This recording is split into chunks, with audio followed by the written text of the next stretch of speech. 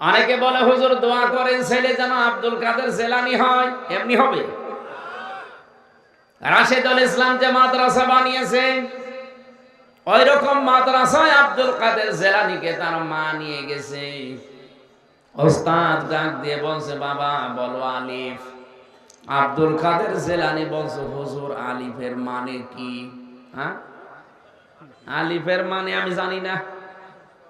যে জিনিসের মানে হয় না, অর্থ হয় না, ও জিনিস পড়ি আমি করব কি? পড়বো না।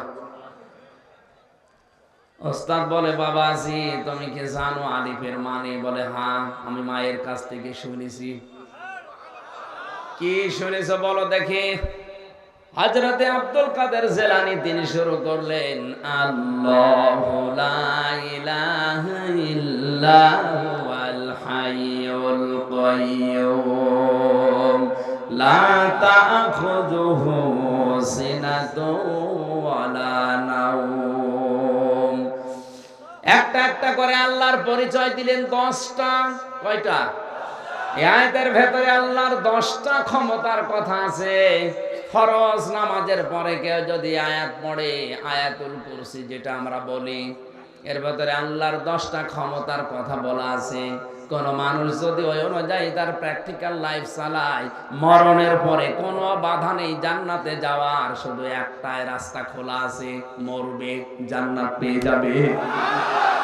কিন্তু 10টা আবার মানা লাগবে। আব্দুল কাদের জেলানী 10টার পরিচয় দিলেন আয়াতুল কুরসি তেলাওয়াত করে। উস্তাদ কাঁদতে কাঁদতে বেহুশ হয়ে গেছে। হোশ ফেরার পরে মাকে ডাক দিয়ে বলছে, মা আপনার এই ছেলে মনে হয় কোনো জায়গায় পড়িয়েছেন, এখন নিয়ে এসেছেন আমার কাছে পরীক্ষা করার জন্যে। মা বলছে, কই কোনো জায়গায় তো এর দেইনি, এই প্রথম আপনার কাছে নিয়ে আসলাম। ওস্তাদ বলে, মা গো আপনার এই ছেলের তো পুরা কোরআনের প্রায় 18 পারা মুখস্থ আছে। মা আমার কান্না আরম্ভ করলেন। ওস্তাদ বলে, মা আপনি কাঁদেন কেন? আপনার তো খুশির বিষয়, আপনার তো আনন্দ লাগার কথা যে এতটুকু বয়স, এই বয়সে আপনার ছেলে কোরআনে কারিমের 18 পারা মুখস্থ করে ফেলেছে, তা অর্থ সহ ব্যাখ্যা করতে পারে। মা ডাক দিয়ে বলে, উস্তাদ আমার আফসোস লাগে এই কারণে, আমার এই সন্তানটা যখন পেটে ছিল প্রতিনিয়ত আমি কোরআনে কারিমের প্রায় 18 পারা পর্যন্ত পড়তাম। আমি পুরা কোরআনের হাফেজা না, আমি 18 পারার হাফেজা। আমি প্রতিনিয়ত কোরআন পড়েছি পেটে রাখা অবস্থায়। এ সন্তান জন্ম নেওয়ার পরে এর পাশে বসিয়ে বসিয়ে ফজর নামাজ পড়ি আমি কোরআন পড়তাম। ও শুয়ে শুয়ে আমার মুখের দিকে তাকিয়ে আমারে আব্দুল কাদের মুখ মিলাতো। আমার আফসোস হচ্ছে এই কারণে, আমি যদি আরেকটু কষ্ট করে আর 12 পারা পড়ে পুরা কোরআনটাই মুখস্থ করে প্রতিনিয়ত পড়তে পারতাম, আমার এই ছেলে আব্দুল কাদের এতটুকু বয়সে কোরআনের হাফেজ হয়ে যেত। আব্দুল কাদের জেলানী এমনি তৈরি হয়। এরপরেও তিনি মাকে মাঝে মাঝেই বলতেন, মা তুমি সত্যি করে বলো দেখি, আমাকে পেটে রাখা অবস্থায় কোনো হারাম কাজ করেছো নাকি? মা আশ্চর্য হয়ে বলে, কি বলিস? বলে, হ্যাঁ আমি বলতাম না, আমি যা পড়ি আমার মনে থাকতে চাই না, অবশ্যই তুমি আমাকে পেটে রাখা অবস্থায় কোনো হারাম কাজ করেছো। মা বলে, বাবারে তোরে পেটে রাখা অবস্থায় কোনো হারাম কাজ করেছি বলে আমার মনে হয় না, তবে একটা কথা আমার মনে আছে, আমার পেটের ভেতরে তোর বয়স যখন 9 মাস, কয় মাস? ওই সময় আমি তোর নানির বাড়িতে ছিলাম।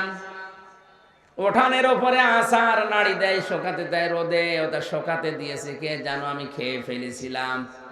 কারণ সন্তান পেটে রাখা অবস্থায় মানুষের টকের দিকে ঝোঁক বেশি হয়। আমি হয়তো তুলে খেয়ে ফেলেছি, মনে করলাম তোর নানির। পরবর্তীতে খোঁজ নিলাম না, এটা পাশের বাড়ির একজন রোদে শোকাতে দিয়ে গেছে। বাবা আব্দুল কাদের, মানুষের জিনিস আমি না বলে খেয়েছি তোকে পেটে রাখা অবস্থায়, এই কারণেই মনে হয় তোর পড়া মনে থাকে না।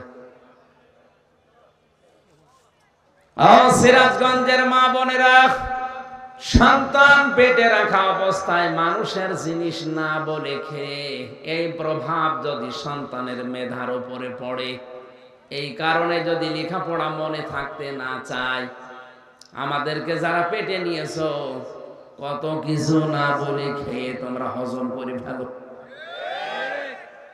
আব্দুল কাদের জেলানী এমনি খালি দোয়া করলে আসবে, পেট ঠিক করা লাগবে।